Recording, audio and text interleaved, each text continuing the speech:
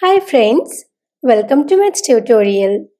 In today's video, we will learn to calculate the percentage of a number. So let's start. Suppose n is a given number. We will find x% of that number n.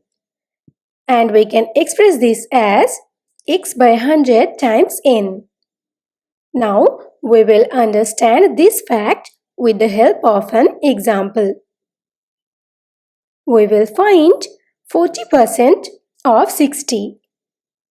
Now, if we compare this with the above fact, we can say that x is equal to 40 and n is equal to 60.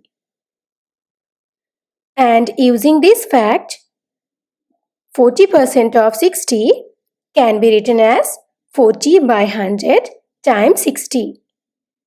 Now to simplify this, we can see that all the zeros go away and we have 4 times 6, which gives us 24, and this is our final answer. Thank you for watching.